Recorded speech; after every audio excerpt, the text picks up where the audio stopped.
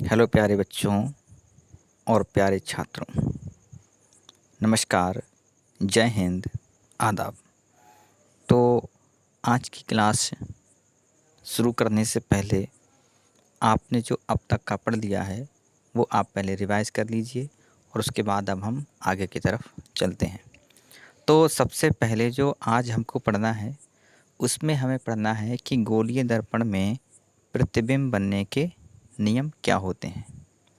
यानी कि जब हम गोलीय दर्पण के सामने किसी वस्तु को रखते हैं तो उसका जो फ़ोटो है, जो प्रतिबिंब है, वो किस तरह से बनता है। तो यह केवल प्रकाश के या प्रकाश किरण के हम कह लें सिर्फ़ 3 नियमों के कारण ही हमारा प्रतिबिंब बनता है और उन्हीं 3 नियमों को हमने स्क्रीन पर आपके सामने दिखाया है और अच्छे से आप इनको पढ़ लीजिएगा और इसी के माध्यम से हम किसी भी गोलीय दर्पण के सामने रखी हुई वस्तु का किरण आरेख खींच सकते हैं। तो आइए चलते हैं, हम प्रतिबिंब बनने के पहले नियम को पढ़ते हैं।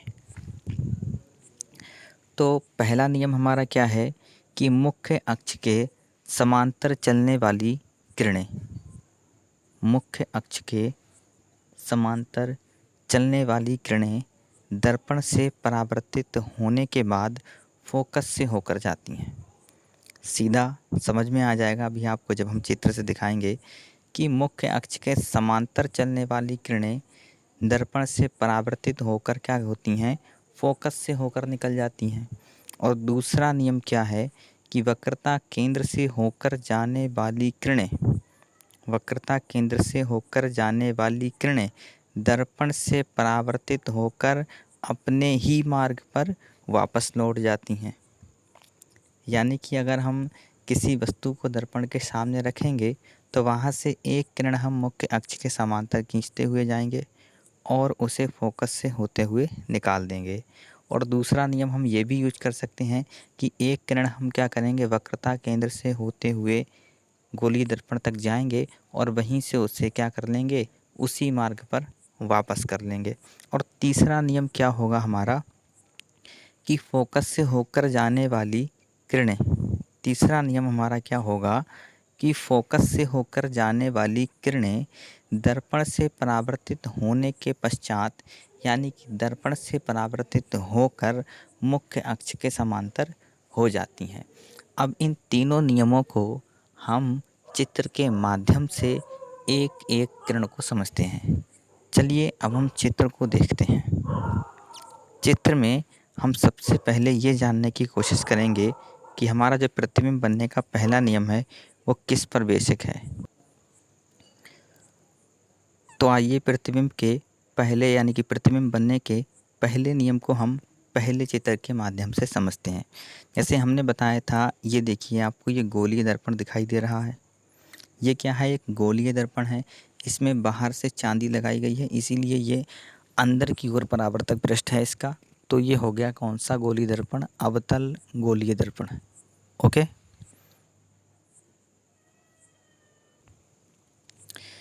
अब इस गोलीय दर्पण में हम प्रतिबिंब का जो बनने का पहला नियम है उसे हम डिस्कस करते हैं।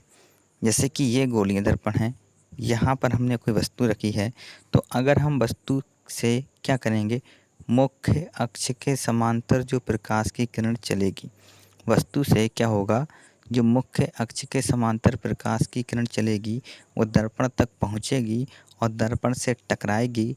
उसके बाद परावर्तित होकर फोकस से होते हुए निकल जाएगी। क्लियर तरीके से आप देख लीजिए कि मुख्य अक्ष के समांतर चलने वाली किरण दर्पण से परावर्तित होकर क्या होती है, दर्पण से परावर्तित होने के बाद फोकस से होकर निकल जाती है। और अगर हम बात करें उत्तल दर्पण में, तो ये उत्तल दर्पण में क्या होगा, इसी कंडीशन में कि मुख्य अक्ष के समांतर चलने वाली प्रकाश की किरण इस तरह से परावर्तित होगी कि लगेगा कि ये फोकस से आ रही है। ये पहला रूल हो गया कि मुख्य अक्ष के समांतर चलने वाली किरणें फोकस से होकर निकल जाएंगी। अब हम देखते हैं प्रतिबिंब बनने का दूसरा नियम, यानी कि दूसरी किरण हम क्या खींचेंगे। तो अगर कोई किरण वक्रता केंद्र C से होकर के जाती है, कोई किरण वक्रता केंद्र C से होकर के जाती है तो वो अपने ही रास्ते पर वापस लौट जाएगी। देखिएगा, यदि कोई किरण वक्रता केंद्र C से होकर जाती है तो दर्पण तक पहुँचेगी और दर्पण पर पहुँचने के बाद वो उसी रास्ते अपने वापस हो लेगी। यानी कि C वाली जो किरण है वो क्या हो जाएगी, रिटर्न हो जाएगी, रिटर्न। अब देखते हैं अपना तीसरा नियम। तो तीसरा नियम हमारा क्या है कि फोकस, यानी कि फोकस से होकर जाने वाली प्रकाश की किरण दर्पण तक पहुंचेगी और फिर दर्पण से टकराएगी। तो दर्पण से जब टकराएगी फिर परावर्तित होगी, तो वो क्या होगी, फोकस से होकर जाने वाली प्रकाश की किरण परावर्तन के पश्चात क्या हो जाती है, मुख्य अक्ष के समांतर हो जाती है। तो इस तरह से आपको इन 3 किरण आरेख में से कोई सी 2 किरण आरेख का इस्तेमाल करके क्या करना है, प्रतिबिंब बनाना है और किरण आरेख को दिखाना है। अब आइए देखते हैं कि अवतल दर्पण में किस प्रकार से और कितने प्रतिबिंब का हमको किरण आरेख खींचना होगा। तो देखिए, अवतल दर्पण में प्रतिबिंब बनने के लिए हमको 6 किरण आरेखों को दिखाना होगा। वो 6 किरण आरेख कौन कौन से होंगे, पहले हम चित्र के माध्यम से उन्हें समझते हैं, फिर एक एक करके हम आपके सामने रखते हैं। देखिएगा, ये हुआ हमारा पहला कॉन्सेप्ट। जैसे कि ये हमारा गोलीय दर्पण है, इसका मध्य बिंदु क्या कहलाता है, ध्रुव कहलाता है। इसका सेंटर क्या कहलाता है, वक्रता केंद्र कहलाता है। ये जो F है ये क्या कहलाता है, फोकस कहलाता है। और अगर मैं कहूँ कि इसके आगे कहीं पर कोई बिंदु है तो वो क्या कहलाएगा, अनंत। तो एक कंडीशन ये होगी कि वस्तु हमारी कहाँ है, अनंत पर रखी है, तो उसका प्रतिबिंब कहाँ बनेगा। दूसरी कंडीशन ये होगी कि वस्तु वक्रता केंद्र और अनंत के, ये वक्रता केंद्र हो गया, ये अनंत हो गया। तो वस्तु जब वक्रता केंद्र और अनंत के बीच में रखी जाती है तो उसका प्रतिबिंब कहाँ बनेगा और कैसा बनेगा। तीसरा हमें ये किरण आरेख खींचना है कि जब वस्तु जस्ट C के ऊपर यानी कि वक्रता केंद्र पर रखी जाती है तो इसका प्रतिबिंब कहाँ बनता है और कैसा बनता है। और चौथा हमें समझना होगा कि जब वस्तु वक्रता केंद्र और फोकस के बीच में रखी जाती है तो उसका प्रतिबिंब कहाँ और कैसे बनता है। फिर हम वस्तु को और आगे ले जाएंगे। अगला हमें देखना होगा कि जब वस्तु फोकस पर रखी जाती है तो उसका प्रतिबिंब कब, मतलब कहाँ पर बनेगा और कैसा बनेगा। और छठा जो होगा, देखो 1 2 3 4 5, ये 5 स्थितियाँ हो गई। अब छठी स्थिति हमारी ये होगी कि जब वस्तु फोकस और ध्रुव के बीच में रखी जाएगी तो उसका प्रतिबिंब कहाँ पर बनेगा और कैसा बनेगा। यानी कि प्रतिबिंब हमारा कहाँ पर बनेगा और कैसा बनेगा, इन 2 बातों को समझना बहुत ज़रूरी है, तभी हम किरण आरेख को खींचेंगे। किरण आरेख खींचने के लिए हमें प्रतिबिंब के तीनों नियमों को ध्यान में रखना है और उसके बाद हमें प्रतिबिंब को देख करके ये इसकी स्थिति बतानी है कि प्रतिबिंब कहाँ पर बना है और ये बताना है कि प्रतिबिंब कैसा बना है, सीधा या उल्टा। चलिए अब हम पहली कंडीशन को देखते हैं। यानी कि जब अवतल दर्पण में कोई वस्तु हम अनंत पर रखेंगे तो क्या होगा। जब हम किसी वस्तु को अनंत पर रखेंगे तो उसका प्रतिबिंब कहाँ पर बनेगा, पहली कंडीशन। तो जब हम वस्तु को अनंत पर रखेंगे, ठीक है, जब कोई वस्तु अनंत पर रखेंगे तो उसका प्रतिबिंब कहाँ बनेगा, फोकस पर बनेगा। अब ये बात अगर आपको याद भी ना रहे, सिर्फ आपको किरण आरेख खींचना आता हो तो आप कर पाएंगे। तो कहाँ बनेगा, फोकस पर बनेगा। और कैसा बनेगा ये पॉइंट बताना है। मतलब पहला पॉइंट ये बताना है कि प्रतिबिंब कहाँ पर बनेगा और दूसरा ये हमें ख़ास तौर पर ध्यान रखना है कि प्रतिबिंब कैसा बनेगा। तो फोकस पर बनेगा और कैसा बनेगा, वास्तविक बनेगा, यानी कि हम उसे देख सकते हैं। और उल्टा बनेगा, कैसा बनेगा, उल्टा बनेगा। नीचे की ओर जो बनते हैं प्रतिबिंब वो उल्टे बनते हैं और वस्तु से बहुत छोटा बनेगा। तो आइए इसे हम किरण आरेख के माध्यम से देखते हैं। देखिए इसका किरण आरेख। जैसे कि कोई वस्तु अनंत पर रखी है, पता नहीं कि वस्तु कहाँ पर रखी है, तो हम उस कंडीशन में क्या मानेंगे कि उस वस्तु से सीधी सीधी दो किरणें जो हैं वो दर्पण पर पड़ रही हैं। जैसे कि माना कोई वस्तु बहुत दूर रखी है, तो एक किरण उसमें ऊपर की ओर ऐसे आ रही है समांतर, तो वो फोकस से होकर के निकल जाएगी। एक नीचे से आ रही है समांतर, तो फोकस से होकर के निकल जाएगी। तो ये कहाँ पर टकराई? ये दोनों हमारी टकराई फोकस पर। तो यानी कि जब वस्तु हम अनंत पर रखते हैं तो उसका प्रतिबिंब फोकस पर बनता है। ठीक है। और क्योंकि यहाँ पर प्रतिबिंब का बिल्कुल आकृति भी नहीं दिखाई दे रही है कि कितना बड़ा है ना, तो वस्तु से क्या बनेगा, ये बहुत ही छोटा बनेगा। या फिर इसे इस तरह से भी देख सकते हैं कि कोई वस्तु ए बी बहुत दूर रखी है, तो उसके ऊपरी सिरे से एक क्या आ रही है, मतलब समांतर किरणें ही आएंगी। तो एक किरण फोकस से होकर के आती है जो कि मुख्य अक्ष के समांतर हो जाती है। उसी से हमने एक किरण खींच ली कि माना एक किरण वक्रता केंद्र से होकर के आती है जो उसी मार्ग पर वापस लौट जाती है। तो ये दोनों कहाँ टकराएं? ये दोनों भी फोकस के सीध में ही टकराएंगी। चलिए अब दूसरी स्थिति को समझते हैं। पहली स्थिति हो गई कि अगर क्या होगा, वस्तु अनंत पर रखी होगी तो उसका प्रतिबिंब कहाँ पर बनेगा, ये आपको क्लियर हो गया। तो चलिए अब हम दूसरी कंडीशन को समझते हैं। दूसरी कंडीशन में क्या होगा, हमने आपको बताया था पहली कंडीशन में कि जब वस्तु अनंत पर रखी हो, दूसरी कंडीशन में जब वस्तु अनंत और वक्रता केंद्र के बीच में रखी हो, तो प्रतिबिंब कहाँ पर बनेगा और कैसा बनेगा, यही दो बातें हमें समझनी है। ओके। तो जब वस्तु अनंत और वक्रता केंद्र के बीच में हो तो उसका प्रतिबिंब देखिए क्या होगा, कैसा बनेगा। यहाँ हमने लिखा है इस स्थिति में, यानी कि जब वस्तु अनंत और वक्रता केंद्र के बीच होती है तो वस्तु का प्रतिबिंब वास्तविक, उल्टा और वस्तु से छोटा बनता है, और यह प्रतिबिंब वक्रता त्रिज्या और फोकस के बीच बनता है। यानी कि जब वस्तु अनंत और वक्रता केंद्र के बीच में रखी जाती है तो इसका प्रतिबिंब वक्रता त्रिज्या और फोकस के बीचों बीच बनता है।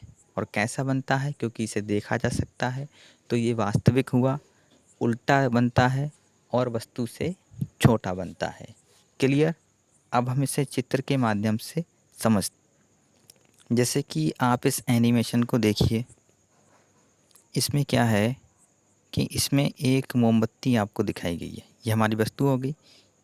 ये हमारा क्या है, अवतल दर्पण है, गोलीय दर्पण। और हमने इस वस्तु को देखिए, ये पॉइंट हमारा क्या कहलाएगा, बाहर वाला अनंत, और ये हो गया हमारा वक्रता केंद्र। तो वस्तु को अनंत और वक्रता केंद्र के बीच में रखा गया है। अब इससे एक प्रकाश की किरण देखो यहाँ से जा रही है, जो कि क्या होगा, फोकस से होकर के गुजर जाएगी। यानी कि एक किरण हमने समांतर खींची, वो फोकस से होकर के निकल गई, और एक किरण हमने और खींची कि माना एक किरण हमारी फोकस से जा रही है जो कि क्या होगी, मुख्य अक्ष के समांतर हो जाएगी। तो इस कंडीशन में ये दोनों जगह हमारे जो टकराया है पॉइंट है, तो वो हमारा कहाँ आया, एफ और सी के बीच में ही तो आया। क्योंकि ये नीचे की तरफ आया तो इसीलिए क्या बनेगा, चित्र हमारा उल्टा बनेगा। चित्र कैसा बनेगा, उल्टा बनेगा। और साइज हम देख भी सकते हैं, ये उससे क्या बनेगा, छोटा बन रहा है। स्केल से खींचेंगे एकदम क्लियर हो जाएगा ये। ठीक है, तो आपको अच्छे से ये समझ में आ गया होगा कि जब वस्तु अनंत और वक्रता केंद्र के बीच रखी जाती है तो उसका प्रतिबिंब वक्रता केंद्र और फोकस के बीच में बनता है। क्लियर? और अब हम तीसरी कंडीशन को आज समझते हैं। तो तीसरी कंडीशन क्या होगी, पहले हमने वस्तु को अनंत पर रखा था, फिर अनंत और वक्रता केंद्र के बीच में रखा है।